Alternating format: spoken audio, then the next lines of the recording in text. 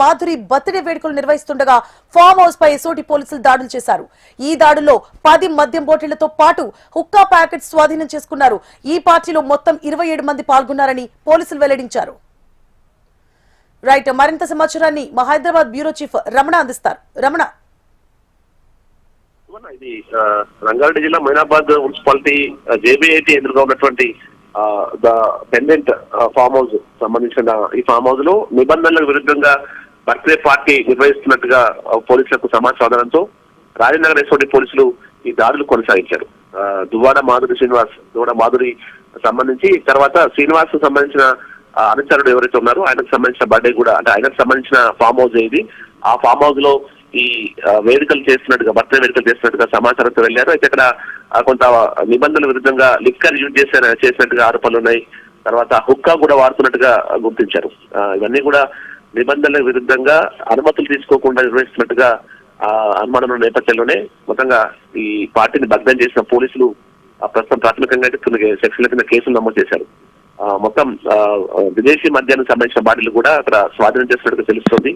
పూర్తి స్థాయి సమాచారం అయితే రావాల్సింది. కానీ మొత్తంగా అంటే నిబంధనల విరుద్ధంగా ఈ మధ్య కాలంలో శివారు ప్రాంతాల్లో బర్త్డే వేడుకలు నిర్వహించడం సర్వసాధారణంగా మారింది.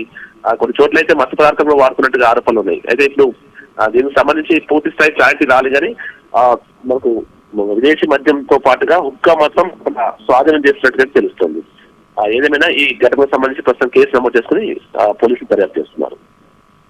రమణ, అయితే అంటే ఎస్ఓటి పోలీసులు దాడులు చేయడానికి కారణం ఏంటి? అంటే ఎవరైనా క్లూ ఇచ్చారా, లేకపోతే అసలు దీనికి సంబంధించిన సమాచారం ఎస్ఓటి పోలీసులకు ఎలా వెళ్ళింది? అంటే బర్త్డే పార్టీ సాగుతున్న జరుపుకుంటున్నట్టుగా ఇన్ఫర్మేషన్ వాళ్ళకి వచ్చింది. దానికి తోడు ఇక్కడ నిబంధనలకు విరుద్ధంగా ఈ పార్టీ జరుగుతున్నట్టుగా సమాచారం రావడంతోనే పోలీసులకు వెళ్లారు. వెళ్లి అక్కడ ఉన్న పరిస్థితులను పరిశీలించారు. విదేశీ మద్యంతో పాటుగా తర్వాత హుక్కా కూడా అక్కడ వాడుతున్నట్టుగా గుర్తించారు. అంటే వాళ్ళు కొంత మత్తు పదార్థాలు కానీ గంజాయి కానీ తీసుకున్నట్టు కొన్ని ఆరోపణలు వచ్చిన నేపథ్యంలో వాళ్ళు దాడి చేసినట్టుగా తెలుస్తోంది.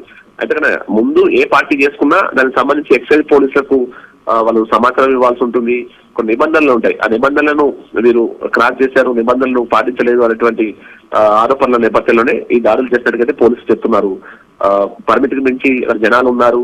ఆ తర్వాత అంతమంది గ్యాదర్ అయినప్పుడు ఖచ్చితంగా పోలీస్ పర్మిషన్ కూడా తీసుకోవాల్సి ఉంటుంది. కానీ అలాంటి పర్మిషన్ కూడా తీసుకోలేదని చెప్పి చెప్తున్నారు.